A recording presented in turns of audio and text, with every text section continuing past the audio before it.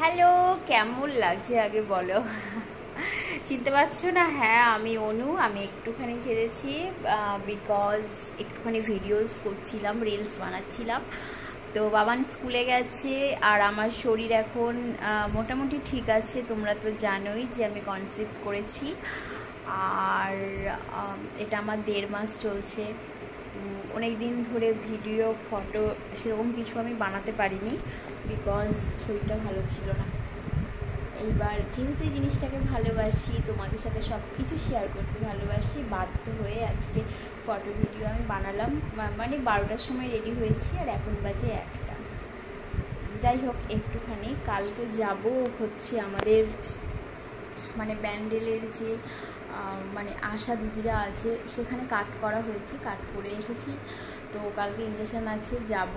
তারপর সোমবার যাব আবার হাওড়া অর্থোপেডিক, কারণ আমার অর্থোপেডিকে দেখানো হচ্ছে বিকজ আমার হাজব্যান্ড তো জানোই তোমরা ইন্ডিয়ান রেলওয়েতে মানে জব করে।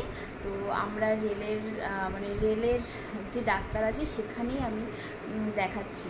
তো তোমরা যারা এখনও অবধি আমাকে সাবস্ক্রাইব করোনি, সাবস্ক্রাইব করে দাও, পাশে থাকা বেল আইকনটি ক্লিক করে দাও, আমাকে অনেক অনেক ভালোবাসা দাও, আমার পাশে থেকো। আর এটা আমার সেকেন্ড বেবি, আমার ছেলের বয়স 7 বছর। তোমরা সবাই ঠাকুরের কাছে বলো যেন আমার বেবিটা সুস্থ সবলভাবে পৃথিবীতে আসে। আর আমি জানি তোমরা এখন আমাকে বলবে যে দিদি এই সময় ভিডিও করো না। একদমই না, আমি একদম বিশ্বাস করে দেখো, আমি বসে বসে ভিডিও বানাচ্ছি, সায়াটাও মোটামুটি অনেকটা ওপরেই পড়েছি, ওপর দিকটা করেই পড়েছি। আর কি বলতো, খুব বেশি না মানে খাওয়া দাওয়াও করতে পারছি না, শরীরটাও খুব একটা ভালো নেই। তো তার মধ্যে দিয়ে যেহেতু আমার এই জিনিসটা ভালো লাগে তার জন্যই ভিডিওটা করছি। তোমরা যারা এখনও আমাকে সাবস্ক্রাইব করোনি, সাবস্ক্রাইব করে দাও, পাশে থাকা বেল আইকনটি ক্লিক করে দাও, আমাকে অনেক অনেক ভালোবাসা দাও। আর কি বলি বলো তো, আর কিছু বলার নেই। তো চলো টাটা, তোমাদের সাথে সবসময় আমি কথা বলবো, আমরা সব কিছু শেয়ার করবো। তো চলো টাটা।